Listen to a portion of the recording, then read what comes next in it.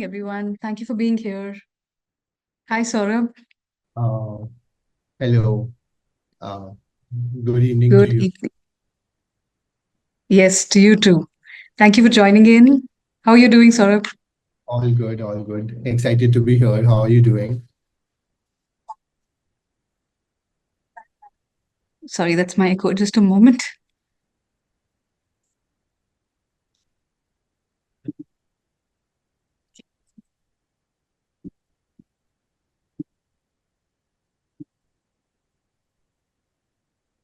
Yes, sorry about that. That was, we're live streaming this on other channels as well. So that was echoing over there. All right. Great to have you here, Saurabh. A warm welcome to you. And Likewise. a very warm welcome to everyone who's joined us here and all our viewers across the other channels. YouTube is the main one that we are looking at. We have, as we speak, there are people pouring in. So we will allow that to happen for a few more seconds. Welcome everyone joining in from different parts of India and outside. If you're here, and yeah, let us know in the chat which city you're coming in from.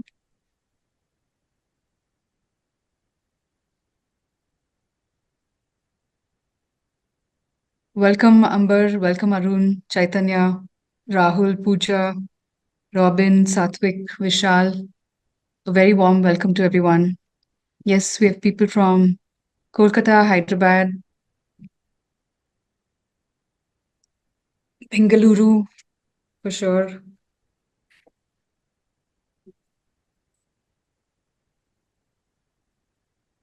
Yes, welcome Nayan, welcome Chanika. Yes, very nice to have all of you. And okay, let me start with introducing myself. I'm Christabel Singh. I'm Associate Director here at upGrad. And we are here to present you our new Career Launchpad series, which is going to be a series of events that we're going to have where we will have experts like Saurabh come and talk to us about their journeys, what they encountered along the way, learnings, most often garnered with a lot of pain as well, which they will come and share with you so that you don't have to make the same mistakes. So these are really about deep dives into the personal roadmap of these experts across different domains. And today it's a special session where we have Saurabh Kango here with us. And let me introduce a little bit about Saurabh before getting into a more Q&A kind of a conversation with him. Saurabh is an accomplished insights program manager at LinkedIn. He specializes in sales tooling and scaled insights.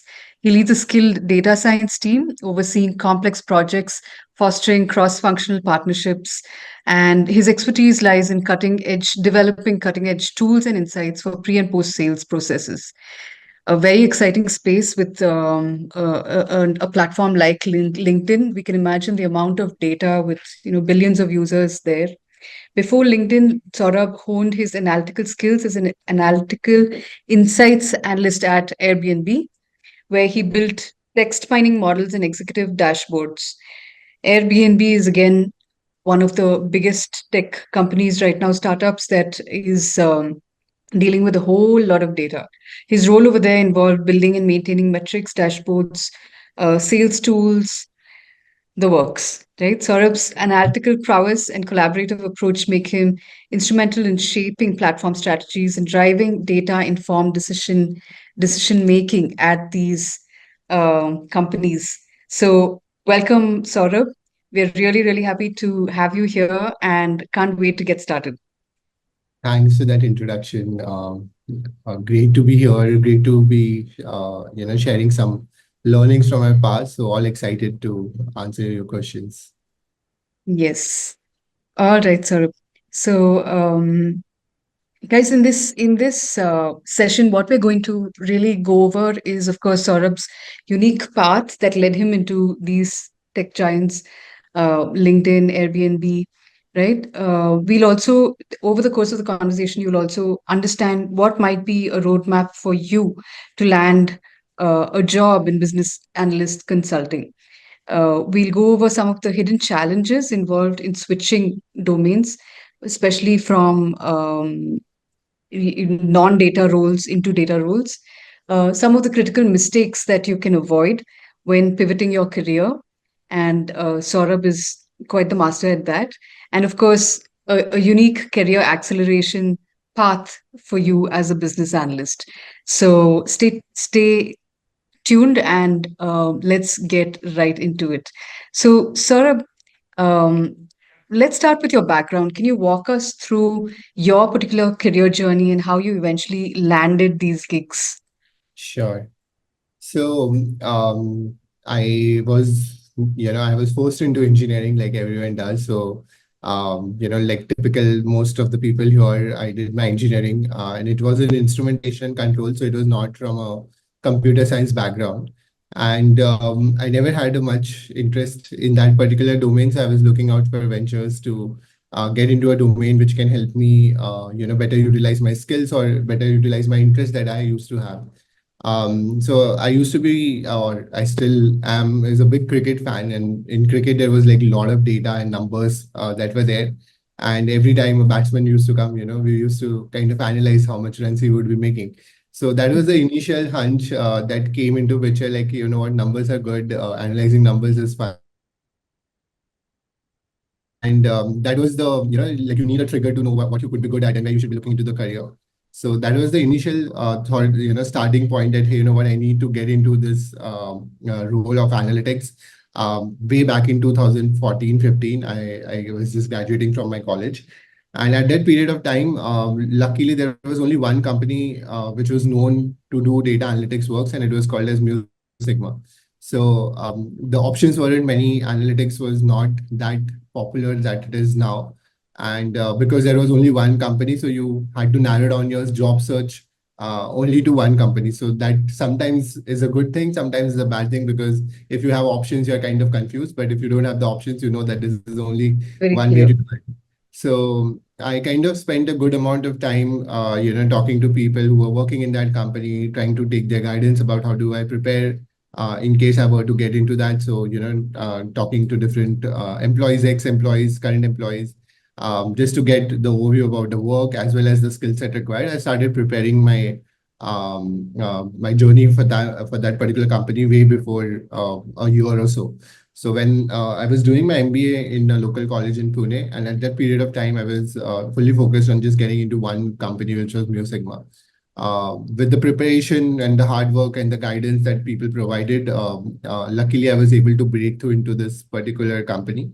And trust me, I never had any coding skill.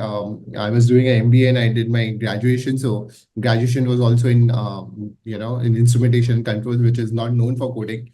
So getting into this company was a bit challenging because they were usually testing you on your aptitude rather than your technical skill set, because they were kind of aware that you're not from that particular background, and they were ready to take the risk of getting people from the non-tech background into this company. So that paid off, and I landed up a job at Mu Sigma. And there, my role was more of a consultant role, wherein my client was Walmart, and we were working with Walmart. And because I had done my MBA and before that I've done engineering, so I had to play a role of understanding the business requirement, and then we used to have some analysts in our team, and we used to work with them to provide the solutions. Now, in the starting phase, I was able to kind of do okay, but I was not able to really understand the technical language. And that was causing a lot of problem because they were saying something in the terms which probably I never heard or never understood. The coding languages, the analytical language was very new to me. And that is where I kind of had to, I was not required to do any coding in my initial start of the career. But then I sooner realized that, hey, you know what, if I want to really get into this particular domain, I'll have to understand the technical side of things. Just knowing the business is not going to help me a lot in the long run. And therein, I started my preparation. Of course, this company was fully focused on only analytics, so they had a lot of resources inside the companies to take the help of. And that's where in the middle of the job, in the middle of the project, I used to spend 12 hours working and 4 hours to study, because there was no other way around Wow. to learn all of this. So the initial 6 7 months were like a lot of hustle, and just to get foothold into this particular domain. And I think if I look back, that time that I gave extra for learning the technical skill set helped me a lot, because after that I was having much more structured conversations with the businesses. I could understand, what they're trying to do, and I could easily, convert that business requirements into technical requirements, because now I had got a skill set of also knowing what the technical side of things was. And the best thing about coding and technical part is, like, once you taste the success, once you start seeing the output, you kind of enjoy doing that more, because there's no other better feeling than getting a code right, or getting the output absolutely running fine. So that obviously encouraged a lot to go more into the coding aspects of the job. And through there, I think the career became much more interesting and amazing. So I think I was there for about 4 years, did a lot of projects in that short period of time, with Walmart in their sourcing, procurement, supply chain. So I could understand Mm, how the businesses are using data for decision making, and I was able to understand how it's going to implode, or how it's going to be automated in future. So that 4 years was very critical in terms of my learning curve. Post that, because you work with some global clients through these companies, you also make a good connect with people in US and elsewhere. So Airbnb job actually came from one of my stakeholder who I was very comfortable with working with, and he was very comfortable in sharing his requirements. So that sync right. both had, and he switched to Airbnb, and then in a year's time I applied, and through his Wow.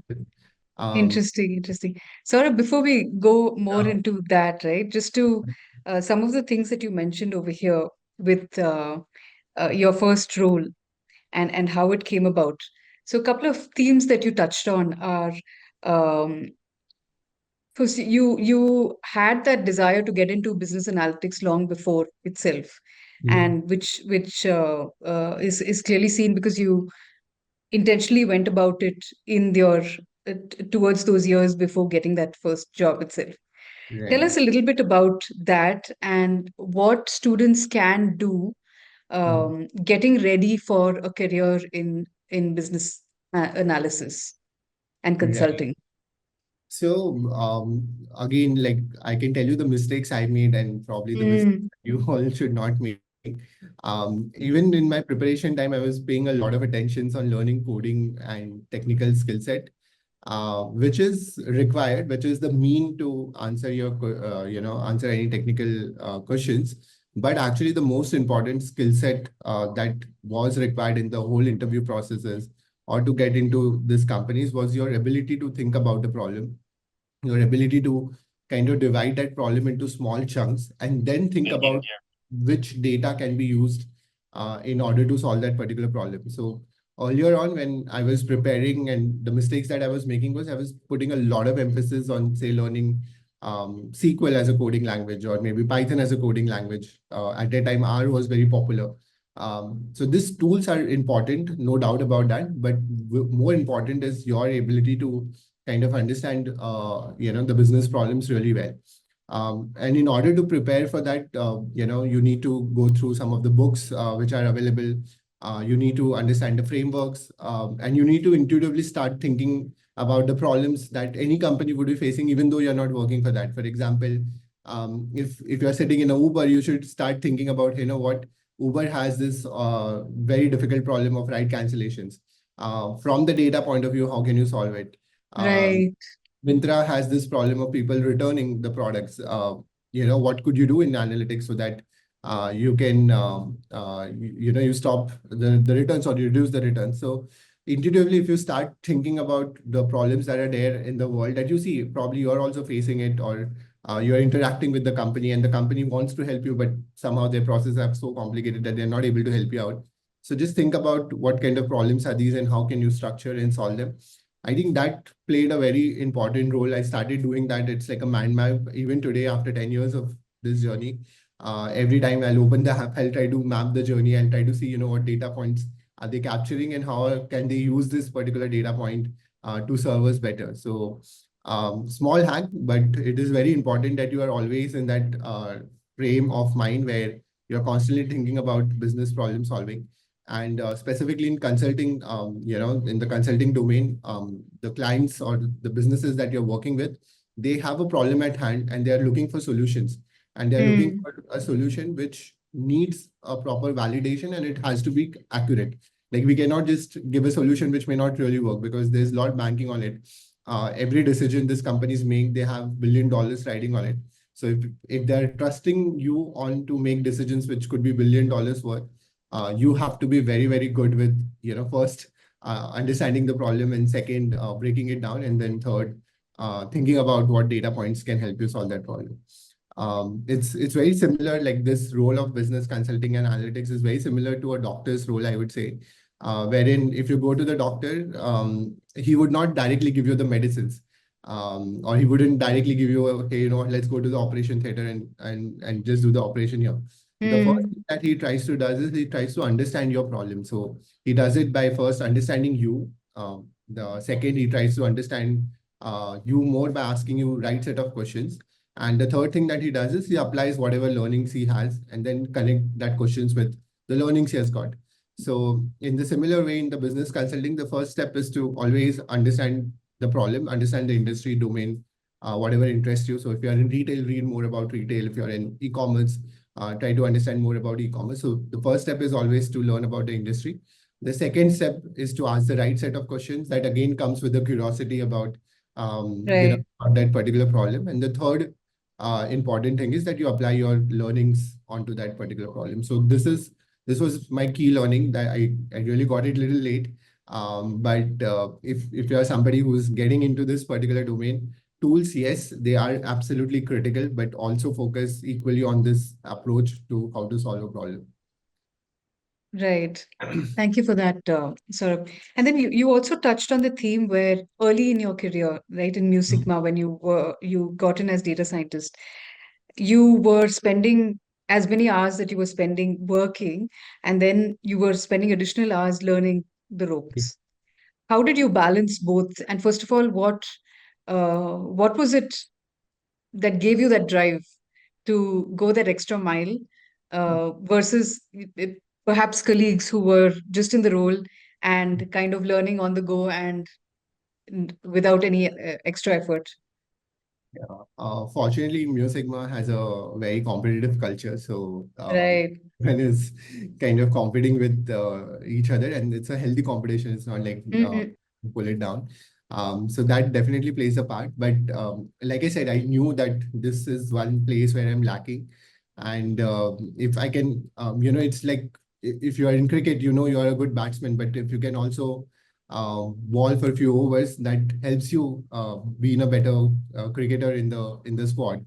So it was the same thing. Okay, I could understand the business problem, but I could not really do anything about it unless and until I know the ways to do it on my own. If I want to analyze the data, I should be capable enough to pick up the code and write the code and do the analysis on my own. So that piece of being reliant on on a colleague to get some information, that Right. is the main trigger that I should really learn this really quickly. And Hmm. second, like I said, I was knowing like what's in it for me, right? I know that if I'm able to do this, it will definitely help me a lot in my career and having a better conversations with these clients, which were say AVP at Walmart or SVP at Walmart. So dealing with them, it will give you more confidence in presenting your work. And that was the main drive that I used to spend about 4 to 5 hours every day learning the technology. And of course, like given that I did not had any background, it took time, and I was okay with that. But definitely it paid off a lot in the future. Right. So, to everyone listening, some golden nuggets of wisdom which Saurabh is sharing, right? Especially early into your career, whenever you find yourself in technical roles like this, there's different ways to go about it. One is to continue with what you know and continue being dependent on different people and different roles to give you what you need at different points of delivering, right? That is one way to do it. But extremely risky. The other way to do it would be really to pull up your socks and put in that extra effort. I think this is a key thing to keep in mind. It's almost like a mindset, Saurabh, if you will, for whatever role you're in, right? You can either continue to operate like that, or you can really choose to level up and change gears and accelerate your career, right? And that'll the results that can come out of that is going to be completely something else. So we have some questions also coming up. Hardik, we hear you. We will be taking up questions in just a bit, but please feel free to continue putting in the chat whatever is coming up for you while Saurabh is going through this. Saurabh, I also wanted to touch on, okay, in the early part of your career, across those 4 years, right? You grew in the role as well to that of a managerial position within data science. Tell us a little bit about that. Yeah, so I started off as a person who was doing the hands-on work and being that bridge between the business and the technical team. And then because I used to love retail. Retail was my is still my first love. It's because it's a symphony of analytics. If you see, like for example, if you step into a Mm. store, specifically like an offline store, everything that you see is driven by analytics, like where that particular product is placed, which product Right. is placed beside that particular product, Mm. what should be there in the billing counter. You will find like very specific products placed in the billing counter. Why is Coca-Cola, being placed beside a fruit juice? All of these questions Mm. are actually answered by analytics, and the data plays a very, very important role. So as soon as you walk in any retail store, on the surface, you'll see the products, but at the back end, it's all number driven. So that used to fascinate me a lot. Like how are they able to do it? And working with Walmart, which is one of the biggest companies in the world, the scale at which we used to do this problem solving and analysis for them, there was a genuine interest to learn more and read more and have conversations with people about how are they able to do it. Because okay, we sitting in India, we know only about the data, but we don't really know what's the front facing thing looks like or how does it behave. So I think that curiosity mindset about I was not stuck to one project. um, uh, Mm. I was trying to be like, hey, you know what, I want to do a marketing project, so I will shift to a marketing project. Then I wanted to learn about how supply chain works, so I'll move to a supply chain project. At the end, I wanted they pivoted towards e-commerce. I'm like, okay, let me learn about more about e-commerce. So this curiosity and Right. love for that particular role or that domain does really help. That was the key point. And because you would love doing whatever you are doing, you would want to do more and learn more and create more impact. And in any role that you are in, if you are creating impact, which is much more than anyone else in the particular role, that is the biggest driver of you getting promoted and getting rewards for it. And trust me, True. in the world of data analytics or in business consulting, every report that you send, every work that you do has a dollar value attached to it. So if you are able to Mm. do best in every small task that is given to you, and that is helping companies make billions of dollars of decision, it definitely pays off in terms of pay rises, in terms of promotion, etc. Because the impact is Yes. extremely high. Wow. I love how you put it, Saurabh. Just go in with curiosity Yeah. and that love of learning, which in the first place would have led you to roles like this. Let that really play out. And what better fit than to have fun doing what you do and creating impact, and Absolutely. especially in roles like this, which is if assisting decision making and for billions of dollars, millions of dollars, whatever, right? Within that company, within that industry, if you are helping the company make wiser decisions with data, of course, your career is going to be much more easily scalable there. Yes. Yes. Right. All right. So, Saurabh, tell us a little bit about the next gigs. You started about that, about Airbnb, Yeah. but extremely interesting. So, starting with the power of networking, because it was through a friend that you got to know about LinkedIn, but little bit more about that, Yeah, so in the about role Airbnb. I was in, my one of my stakeholders was a very good friend of mine. Like he became a good friend of mine more than a client, as they say it. And I used to consult him for any career guidance as well at that period of time. So having a mentor is very important. And he Hmm. was exploring a gig in Airbnb, so he went there. And I think he wanted to set up a team in India. And he was like, "Are you open for a change? We are setting up a analytics team in India. So would you want to take it up?" Nothing better than that because Airbnb at that period of time was one of the very hot startups, very Mm, design oriented startup. It has a very good brand name. Still, it has a very good brand name. right. So it was a no brainer to say yes to it. And then of course had to go through the entire process. There was first case study round was there, then second technical round was there, third business case study round was there, and finally culture fitment rounds were there. So Oh, right. after clearing all of this round, Airbnb happened.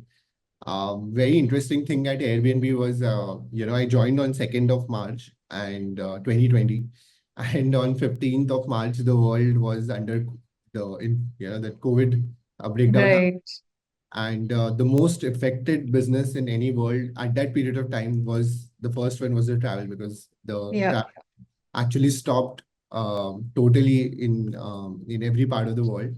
So here I am, like after 4 years dedicated to retail and learning all about Walmart, and suddenly in 15 days of time, Wow. like wow, I'm in a company which may not even survive, given that nobody knows what's going on. The travel is closed, people can't travel.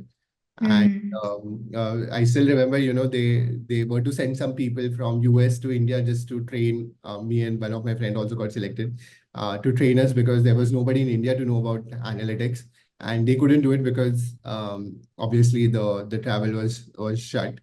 mm, And the initial 3 months, it was more about every day you're waking up and you'll be like, okay, am I gonna be surviving this job or not? Because it was a difficult period of time for the company, and you could understand it that there are some external factors which they have no control over and they can't do anything about it.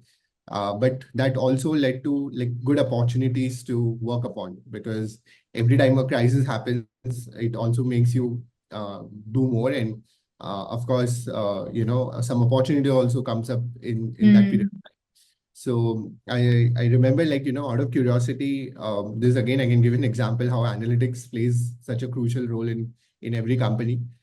So it was I was just trying to write some queries, and we saw that the sum of revenue was coming out to be zero. Now, any company can survive with, say, losses. That's fine. They can carry forward the losses, still get some funding and survive. But having a revenue equal to zero was a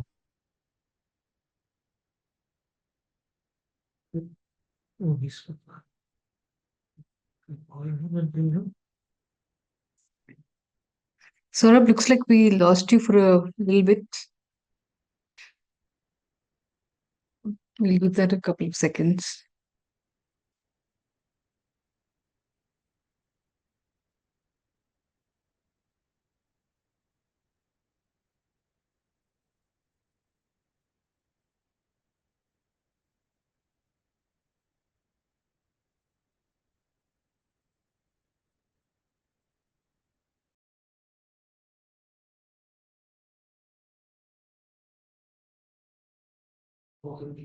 Yeah, looks like we Saurabh just dropped off. He'll be joining back. But some really wonderful themes that he's touched on. Welcome back. so sorry. There was a power cut and No worry, no worries, no worries. yeah. Yes, sir. So you Yeah. were telling us about the things with Airbnb and getting started and all the challenges there. Yeah. So at that period of time, like we were running the codes and we kind of cross-checked our codes that how is it possible that the revenue is zero? Zero.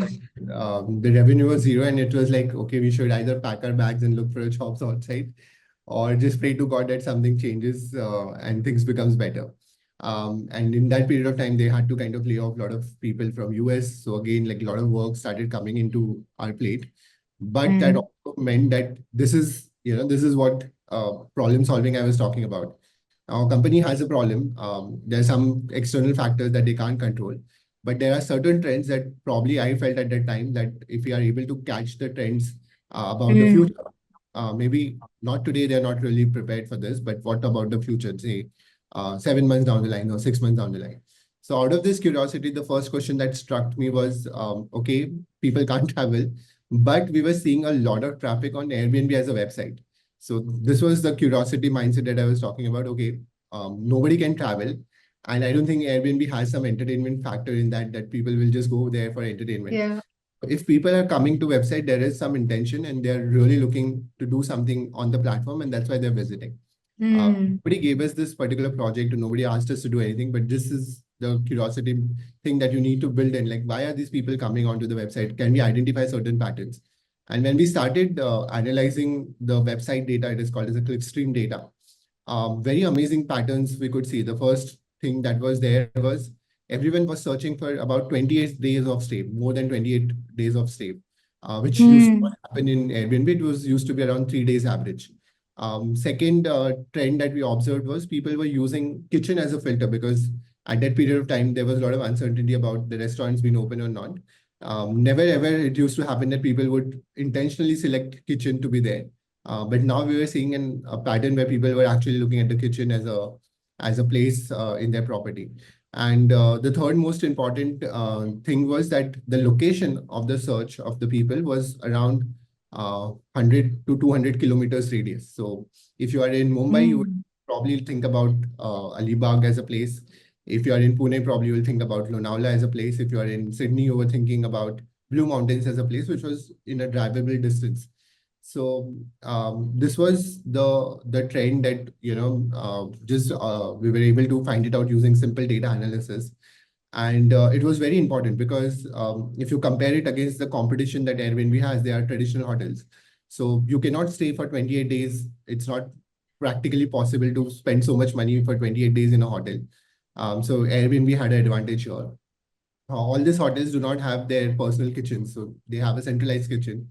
So none of Mm. places have their personal kitchens. And the third thing was for a hotel to build a property in a 200-kilometer radius of a city, it will take them forever. They'll have to get the approvals, Mm. they'll have to create a plan and etc. and come up with the properties. But for Airbnb, it was just that any property which is in that location, they need to bring Yeah. it on board. So Mm. this was like super competitive advantage Wow. that we Right. identified. And in terms of solution, it was not that, hey, you know what, this is a trend that we have observed and this is what is going on. When we provided the solution that, so we started doing some web scraping, we started getting data from Google and everywhere so that we can give them the ready-made, hey, you know what, these are 20 properties which are available to be listed. And all you need to do is just talk to them and onboard these properties on Airbnb. And that is how they were able to actually come up with a campaign called as Go Near. So in June, they released a whole TV advertisement where a family is staying outside the city in a beautiful place where they are showing a kitchen, and Wow. they went through a drive. So they had to convey this message that you can't fly, but you can still drive. So through the Right. drive, you went there, you are spending a time with your dog and the family, and you can cook your own food and you can start working from Airbnb. So that became a cult trend after that, that people instead of working from home, they used to, this trend that started, they were just, working from Airbnb. And that is how they were able to kind of survive this storm. And in the month of November, I guess they started with their IPO thing as well. So Mm. again, a small example about how simple data analysis using data for knowing the patterns can play such a very important role in any organization. And just with this simple project, we were able to kind of help company in their decision making. Wow. That's an amazing story, Saurabh. And really leaning into curiosity, the ability to take initiatives, the courage to take initiatives, to put your voice out there, to make suggestions where you are, and of course, have the skills to pull that off. Yeah, So, love that. You can't fly, but you can still drive. exactly. Wonderful. Yeah. So, diving into the, tell us a little bit about LinkedIn.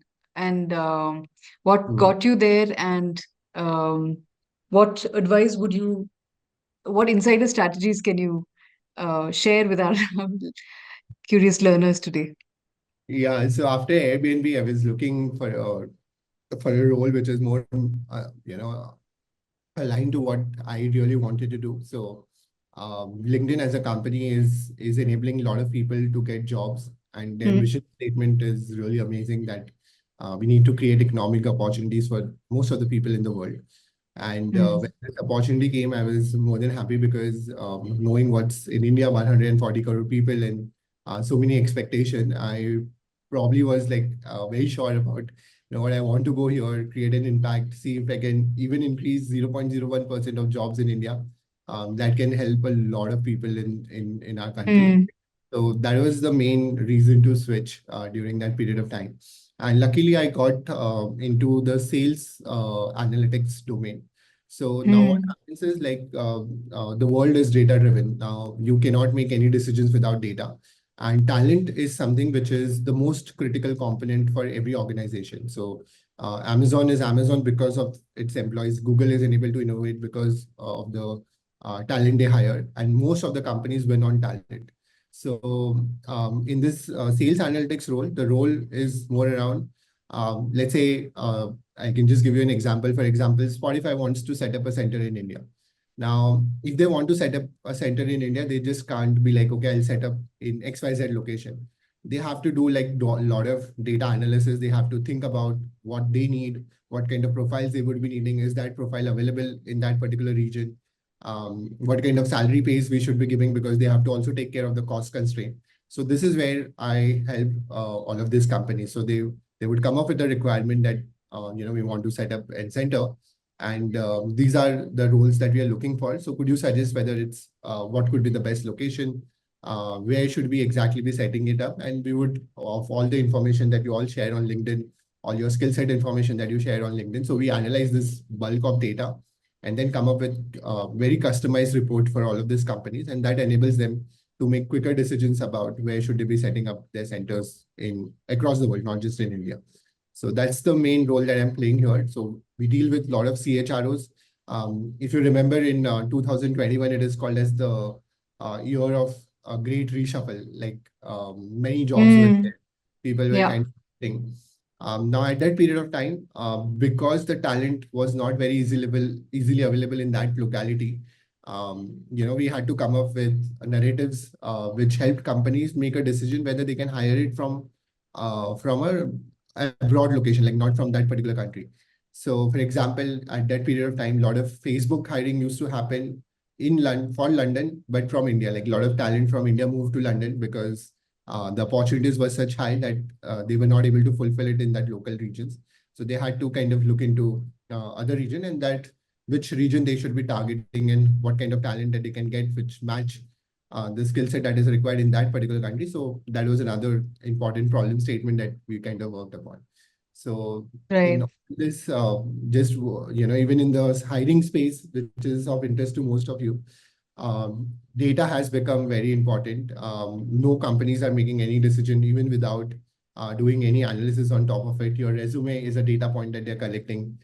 Your applications that they're asking, it's a data point they're collecting. And there is a huge Yes. amount of data analysis that goes into just identifying the right candidate to have an interview also. So you need Mm. to be prepared, you need to have the key skill set that they're looking for in order to be, getting shortlisted for their roles. So yeah, it's Yes. a Yes. very interesting role here as well. Right. So that brings us nicely to the next question that I wanted to ask you, which is about data tools. Mhm. And in today's world, with data tools along with Gen AI and all of the AI automation and generative AI kicking in, it's constantly evolving and at a much more rapid pace than before. What are some of the must-know cutting-edge tools that aspiring business analysts should definitely master? Yeah, so it all starts with where the data is located. All your data which the companies capture. So if you go to Instagram and you're scrolling on Instagram, that information gets captured and stored in a location called as a database. So first thing that you need Mm, to learn very thoroughly is this coding language of SQL because database only understands one coding language, which is SQL. Um, Mm. so the first thing that if I were to relearn everything again, the first thing that I would have done it is learned SQL very, very thoroughly. I would have been like advanced to master level in SQL, because that's the starting point for any analysis. If you don't have the data, you can't Great analyze. tip there. Yeah. Mm. The first and the most important skill set to learn is your SQL as a coding language. Right. Second, once you get the data, you need to analyze it. If it's a small data, even knowing Excel is more than enough. But I don't think so. In today's world, we are dealing with small amount of data because we are dealing with some large amount of data. Knowing a scripting language like Python is extremely important. SQL helps you getting the data out of the database, but it does not help you analyze it. Python is the only language that helps you analyze it. So today, if you go to any role, every company has kind of standardized it to Python. Earlier used to be like different tools, but now if you know Python, you are okay to apply to 80 to 90% of the companies in this particular role. Oh, So the wow. so the second important tool to learn is, of course, Python. And third, Mm. most important because you cannot share this codes with the technical business owners. They'll never understand what you're writing in the business in those Python notebooks. So you need to ensure that you need to learn your visualizations toolkit. So maybe if you learn Right. Tab or Power BI, either of it, that can help you present your information much better to the larger audience. So these are the technical skill set I would have gone like SQL, good amount of Excel or and good amount of Python, and any of the one visualization tool. So this is, I think, more than sufficient in order to get a good job in the market. Right. And in your particular case, with what order did you go in? Oh, I started with the visualization part first because that was Oh, my work, and I mm. SQL, and also then I started learning SQL, and then Right. finally the Python. But I think the right order is SQL, Python, Excel, and then Data your visualization. yeah. Right. Yeah. Great tip there for everyone listening and looking to break into this. Um, Saurabh, can you, we also have a large part of our audience is professionals who are people already in this stream, but maybe from non-data roles. What are Mhm. some of the hidden challenges that people face while transitioning from one domain into a domain like data analytics and data science? Correct. So see, the best part about analytics is it's uh, not like a civil engineering, which is totally different. It is something that you're doing every day. For example, if I ask all the people here that they have to purchase a phone, say under 30,000 rupees, you will end up doing a lot of data analysis. You will compare the prices, you will compare the features, you will compare the offers, warranties, guarantees, etc., etc. So in a way, in your day-to-day life, you're using a lot of data, just that you're not doing it on a tool or a spreadsheet, but you are Right. doing that analysis. You are doing the Mhm. comparison. So the best thing about analytics and consulting is that it is something that you're doing already in your work. If you are, say, building a project, you are already using some data. If you're doing some work related to your work, again, you are using some bit of data. Maybe you're not using the tools, but you are definitely using the data. So that's the first part, that whatever you are learning in your current role is gonna be of a great help. So keep that learnings that you have got in your current roles intact, and all you need to learn is how do you apply data for doing or making decisions. So that's the main skill set that you need to learn.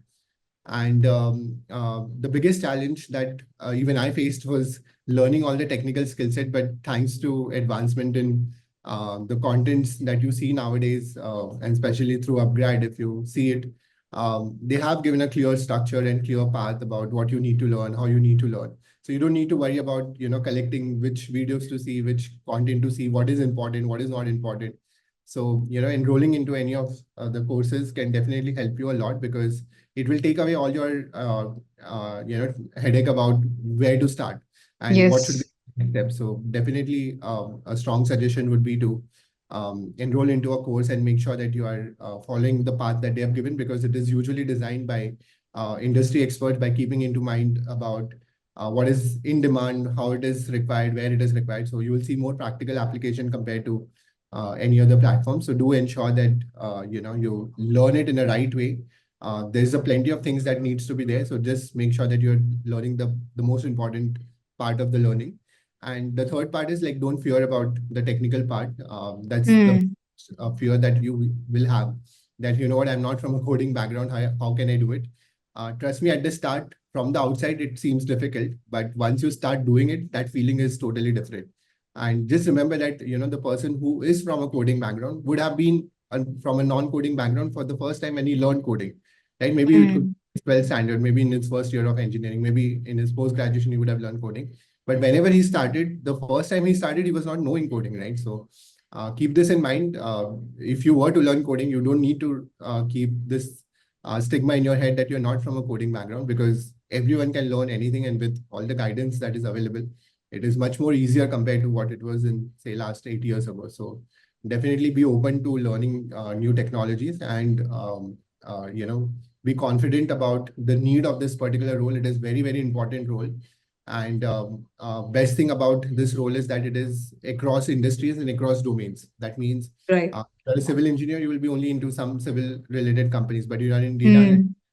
Mm, I was in travel, I'm in tech, I was in retail. So that switch you can make very easily. And within the companies also, you can make a switch. So you could be in finance, marketing, operations. So this role is something that gives you opportunity everywhere in the world, in any company that you wish to go into. So rewards is a lot. Hard work is required. And that fear of not knowing coding and not being worried about coding is also something that you need to plan for. Once you get these three things correct, I think you're set to make a good career in analytics. right.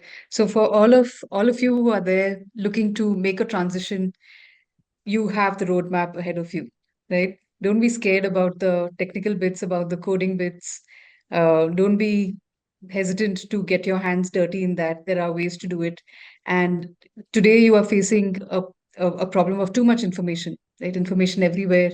So many free courses. YouTube is full of them too. But where do you start is the thing. And that's where what Saurabh has mentioned, starting with a structured approach with a trusted certification program will give you that upper hand that would be definitely helpful for you.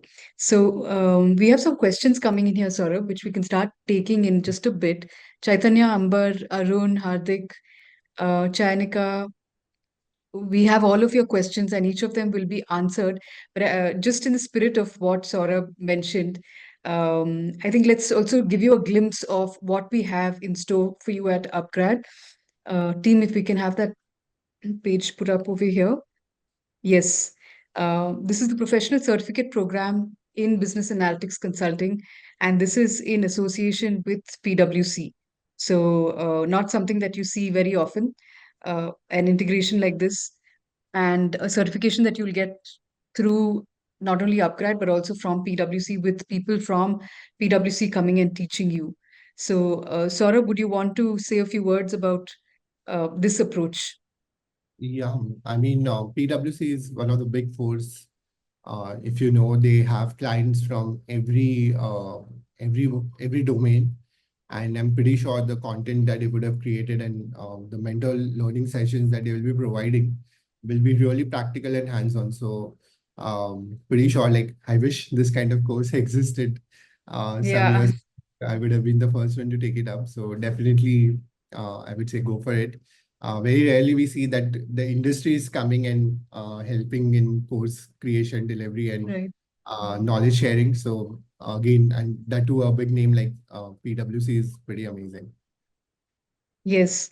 And team, if we can just go to the top once more, you have actually a special offer that is being done as well, which you can see. And for a very limited time, this is a cohort that is starting today, but of course, you have a few days to kind get in before things start kicking in. So we'll also have a poll that we'll have out here where you can also leave your interest, and our team will get back to you on that. We'll just have that poll launched now while we continue to talk about this structured approach which Saurabh is talking about. Yeah, you can see all of these projects as well with the data sets, Saurabh. Right. Yeah, like I said, the biggest skill set learning that you need to do is the problem solving.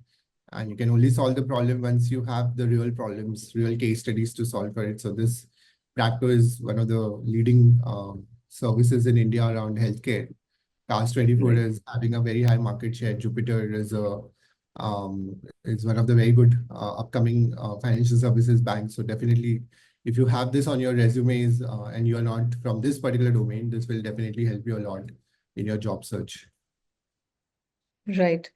So, Saurabh, while our participants go through that, let's start taking some of these questions as well. So, one is from Chaitanya. He's asking, I can is there? see the questions. So I'll Yeah. try to do Okay. them. Yeah.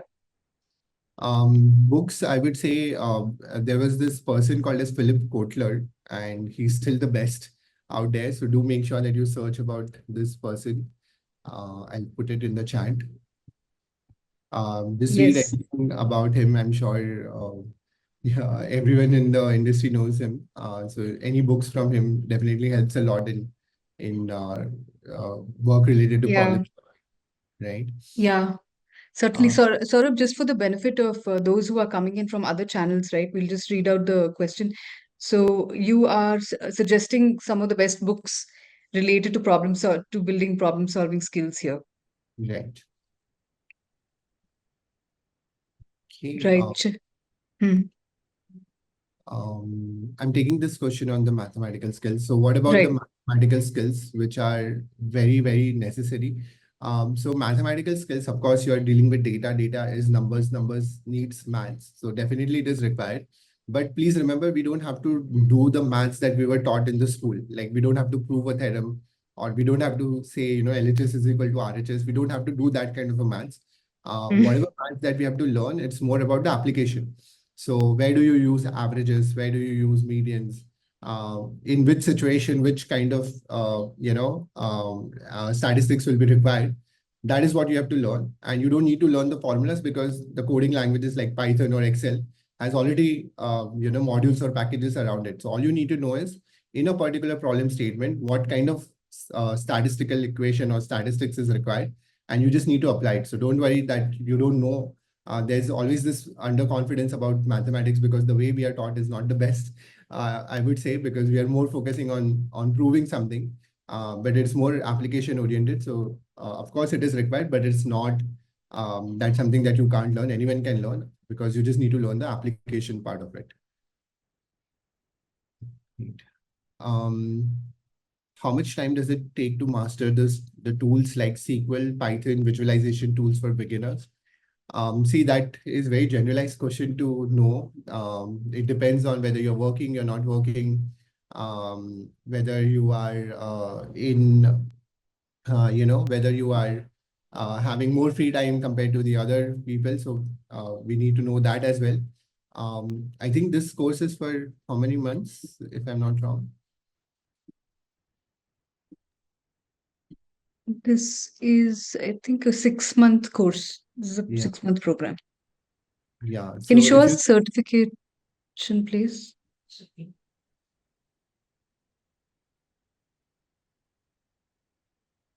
Yeah. Another key highlight over here is the mentorship. This would be with industry. very nice. Yeah.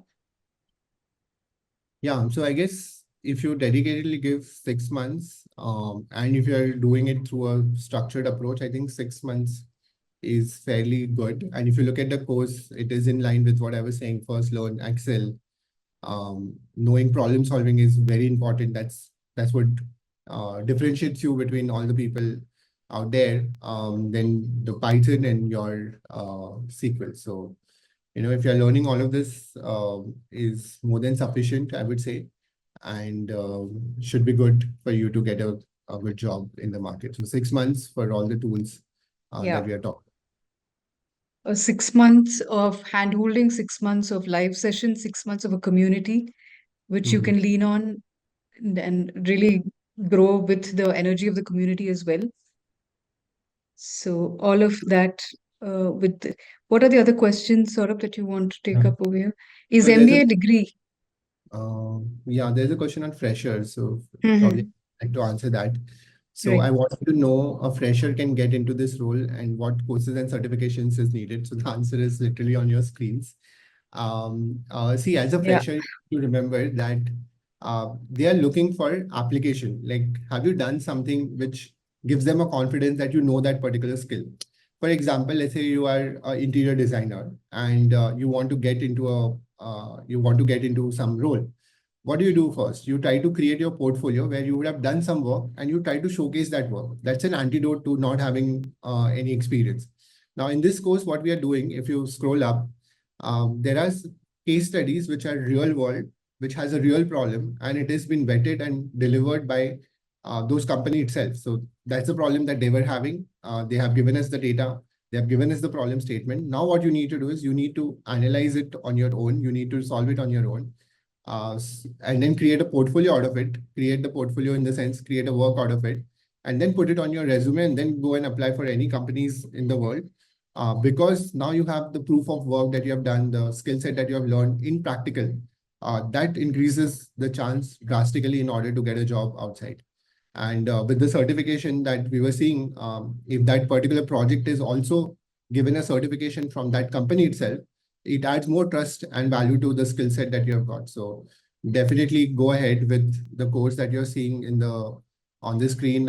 Just check out the link that is there. And I think this is tailor-made for people who are definitely looking for jobs in analytics and are not having that enough experience to get one.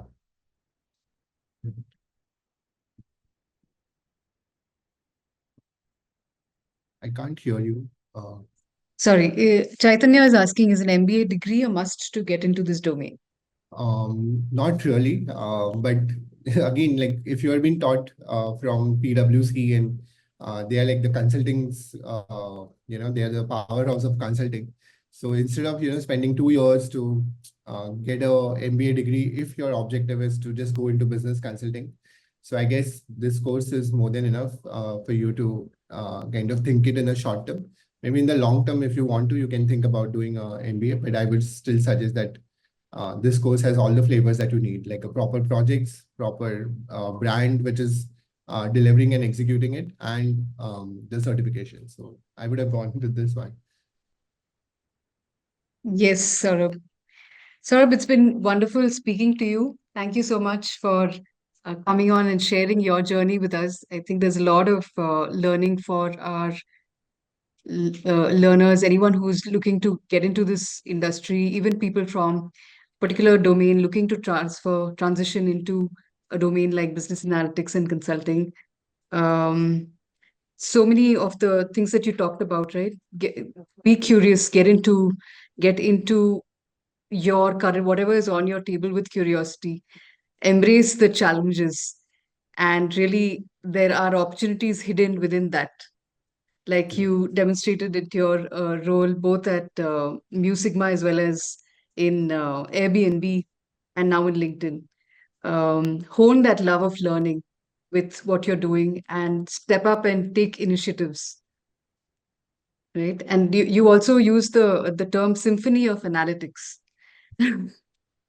which is kind of stuck with me. That's a beautiful one. And also you spoke about the power of mentorship, which led you Yeah. finally into Airbnb. And Yes. yeah, that's a big one for all our learners, right? From and also a rigorous interview process with couples of rounds of case study and business case study, and then even a culture fitment. And I really loved what you shared about that voluntary project that you took up at Airbnb with that campaign of you can't fly but you can still drive. Yeah. Yeah, so thank you so much. A lot packed into this short time, and certainly this is not a one-off conversation. We look forward to having you back, and we have some good feedback also that has come in with people sharing what more they would want us to dive into. So definitely we will circle back on that and build on that in the coming series. And thank you to everyone who has joined us, Hardik. Um, Chaitanya, Amber, Arun, thank you so much. You all have been an amazing audience. Thank you again, Saurabh. Have a Thank good you. evening. You Have a good too. evening, everyone.